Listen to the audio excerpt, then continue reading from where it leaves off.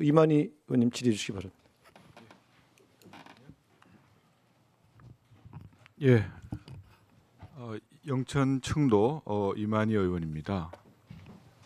그 유가족 명단 연락처와 관련해서 지금 계속 논쟁이 되고 있는데요. 제가 한 가지 그동안 파악한 바를 말씀을 드리면은 지난 10월 30일 11시경에 서울시에서 이 사상자 명단에 대한 요청을 합니다. 서울경찰청으로.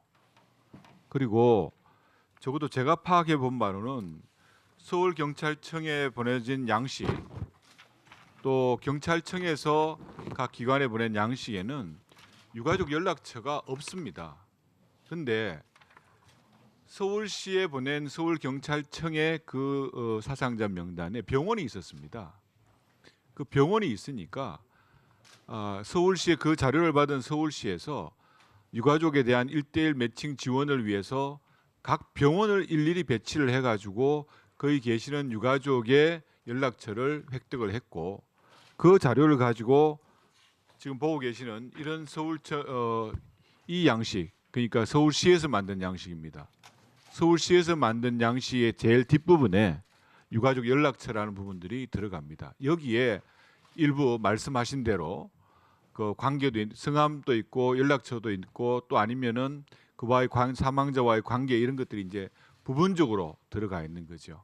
그 이 자료들을 31일 아침 8시 또 1월 1일 아침 8시 그리고 1월 2일 15시경에 이렇게 이제 실무적으로 이렇게 행안부 사회재난 대응과로 서울시에서 공유를 하게 됩니다. 이 공유를 하게 된 가장 큰 이유는 이 사망자들에 대한 여러 가지 지원 내지는 장례비 또 뭐 지방세 감면 뭐 이런 여러 가지 부분들이 필요했기 때문에 행안부에서 일단 취합을 해가지고 그 내용 자체는 11월 1일 날 17개 광역시도로 이렇게 또 하달도 합니다. 왜냐하면은 돌아가신 분들 중에서는 각 자치단체에 계신 분들이 있고 또 여러 가지 장례비 지원이라든지 이런 부분들은 각 기초자치단체가 해야 될 일이었기 때문에 그렇게 된 걸로 알고 있습니다. 그 증인 이제는 알고 계시는 거죠, 이상민 증인 네. 장관님 알고 계시는 네. 거고. 그러면 이게 실무적으로 밑에 단계에서 이 내용들이 이렇게 왔다 갔다 한 내용들이 있는데 이 내용이 정확하게 그러면 장관이라든지 아니면 시장이라든지 이렇게 보고가 됐는지는 또 하나의 별개의 문제이기도 합니다. 근데 이제 16일 거의 새벽이죠. 그 24시가 거의 넘어간 시점에 예결위에서 이제 장관님께서는 이 자료가 우리는 가지고 있지 않다는 취지로 답변을 하신 게 확인이 됐고 그 다음 날 아침에 11월 16일 같은 경우는 이제 행안부 우리 행안위 상황이 있었기 때문에 그 내용에 대해서 검토하는 과정에서 이런 부분에 대한 그 유가족에 대한 연락처들이 있었다는 걸 알게 되신 거죠. 네, 그렇습니다. 그리고 이 문제를 가지고 이제 그동안 제가 쭉 확인해 보니까 여기에 관련되어 있던 사회재난 대응 정책관 또 하병필 기획실장을 포함해서 그런 여러 가지 진술이 나왔고 16일 날 잘못된 발언에 대해 가지고 관련 의원과 예결위 위원장에게 우리 장관께서 전화까지 했다고 네, 저는 직접 얘기를 전화를 들었는데 했습니다. 어떻게 조치하셨습니까?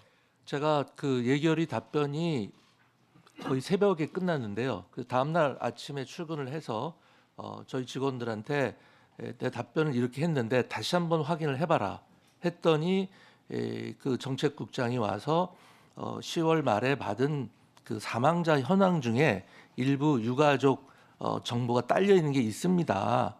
라고 이야기를 했습니다. 그래서 그 사실을 그러면 나는 저기 유가족 정보가 전혀 없는 듯이 이야기를 했는데 그럼 이건 시정을 해야 되겠다. 그래가지고 그 민병덕 의원하고 우원식 위원장님한테 바로 전화를 드렸고요. 그다음에 저희 실장 이용철 실장으로 하여금 직접 의원회관을 찾아가서 자세히 설명을 드리도록 했습니다. 바로 다음 날입니다. 그리고요 또 한 가지 조금 이렇게 궁금했던 게 지난번 규관 보고 시에 네. 장관께서 그 자료를 서울시에서 주지 않아서 확보하지 않고 있다고 이런 취지로 이제 말씀을 하셨는데 그건 질의하고 답변 내용에 차이가 많이 있었어요. 위원님들의 질의는 행안부에서 왜 그 자료를 확보하고 있는데 없느냐 이렇게 그 자료가 왜 필요했냐 이렇게 물었는데 장관님의 답변은 사실은 행안부에서는 이런 유족들의 지원을 위해서 이게 필요했다고 답변을 하셔야 되는데 장관님께서는 그 인식 자체를 어떻게 받아들이셨냐 그러면은 내가 본인이 왜 이 자료가 필요했는가에 대한 그 설명을 하신 거예요. 저는 그렇게 기억이 납니다. 그 이후에 그 유족들하고 연락을 하기 위해서 비서진한테 말씀하셨다는 그 시점이 혹시 언제인지 정확히 기억나십니까? 제가 그거를 11월 초순이었을 겁니다. 예결이 한참 전에요. 그때부터 계속 유족들을 만나 뵈려고 여러 가지로 애를 썼습니다. 그래서 제일 처음 저희 비서진들하고 상의했을 때 1대1 매칭하는 사람들을 통해서 연락하는 것이 가장 좋겠습니다. 라고 답변을 들었고 그럼 그렇게 해봐라 했는데 그게 진행이 안 됐습니다. 그러니까 제가 비서진들한테 그러면은 1대1 매칭 지원하고 있는 서울시 공무원들한테 맡기지 말고 우리가 직접 한번 연락을 해봐라 했더니 그 개인정보 문제 때문에 연락처 확보하는데 지장이 있습니다. 라고 이야기를 했다는 겁니다. 저는 그거를 서울시에서 안 주기 때문에 그런 거라고 오해를 했었고 그래서 그 당시 시점 기준으로 지난번 기관 보고 때 서울시에서 안 줬었다. 그렇게 말씀을 드린 겁니다. 그것은 16일에 예결이 있기 이전의 일이었습니다. 이미. 그러니까 네. 제가 파악해 본 바로는 11월 초하고 마지막으로 이제 그 인식을 갖게 된 그 시점은 11월 10일이었어요. 네, 그 정도였을 것 같습니다. 11월 10일 날 그 비서진과의 어떤 그런 대화가 있었다는 거고 그 대화를 기준으로 해가지고 예결위 답변이 이루어진 겁니다. 그렇습니다. 그리고 이제 사상자 명단하고 유족의 연락처 이런 것들을 제가 생각할 때는 너무 구분하지 말았으면 좋겠다. 네. 왜냐 그러면 유가족만 있는 명단이라는 거는 사실은 의미가 없는 거 누군지를 알아야 될 거 아니겠습니까, 그죠? 그러니까 사망자의 어떤 돌아가신 분의 명단 그리고 유가족의 명단은 항상 같이 있는 거라고 저는 생각을 합니다.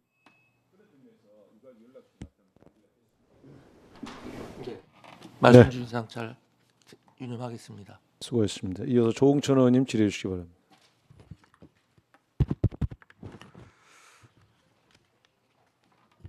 조기용 증인의 묻기에 앞서 이상민 증인에게 간단히 몇 가지만 묻겠습니다. 며칠 전 대통령께서 증인 등에 대한 책임론에 대해서 일간지와의 인터뷰에서 정부적인 책임이 있어야 묻는 것이다라고 말씀을 하셨습니다. 여기서 대통령께서 말씀하시는 책임이란 어떤 책임이라고 생각하십니까?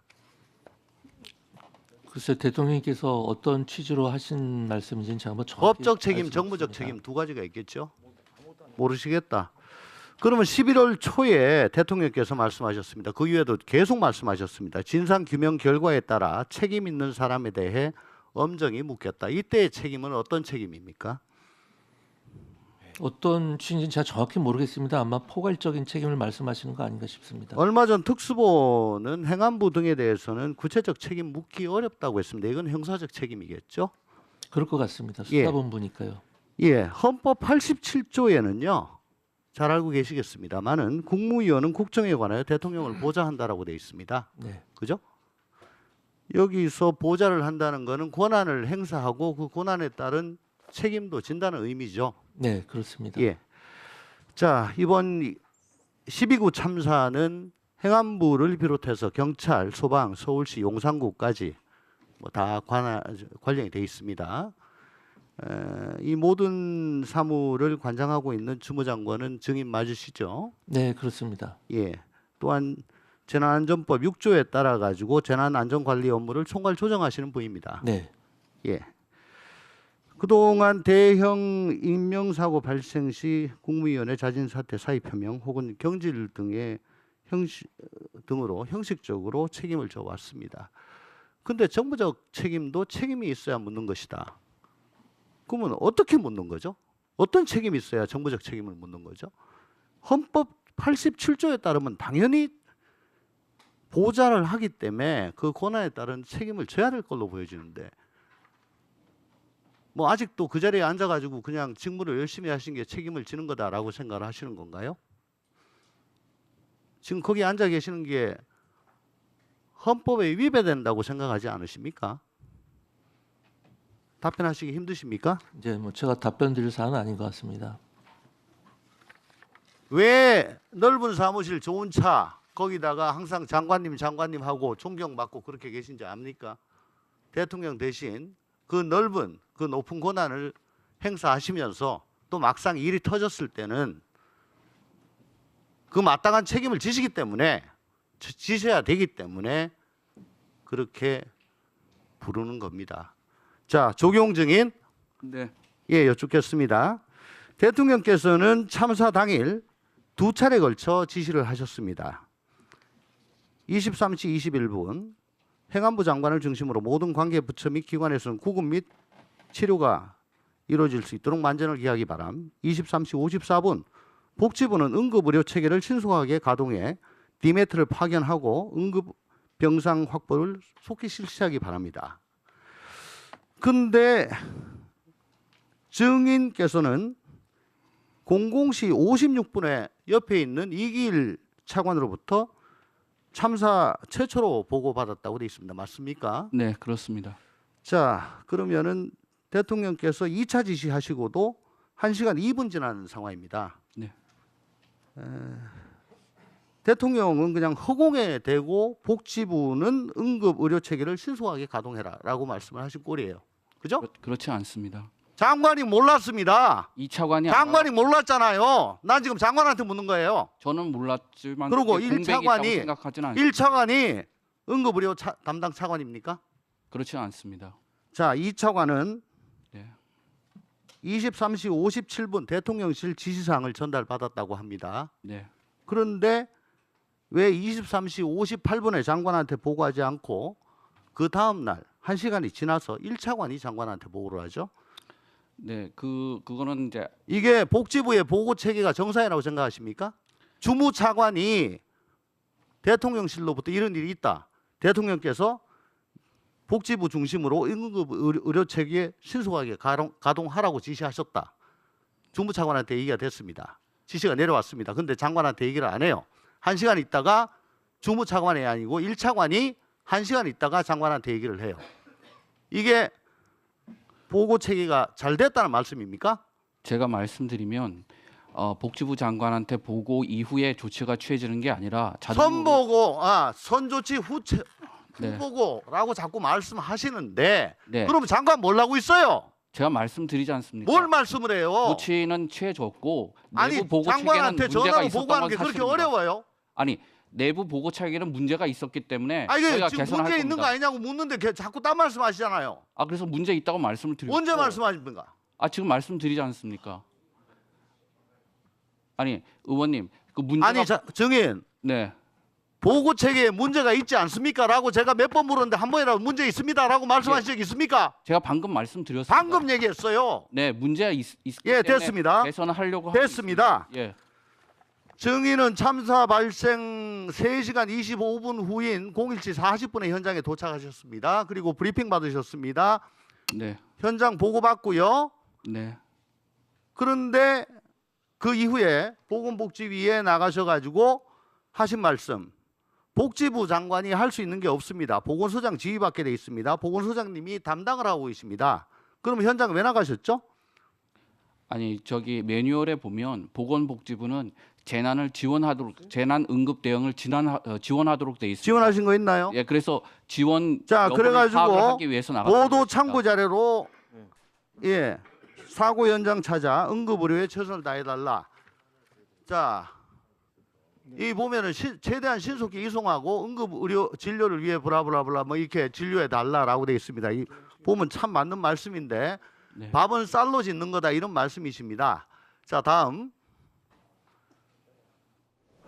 응급의료법하고 비상대응 매뉴얼이 있습니다. 여기 보면 복지부 장관은 중앙행정기관의 장 또는 관계기관 장에게 협조를 요청할 수 있죠. 네, 그렇습니다. 당시 상황이 아수라장이었습니다. 네.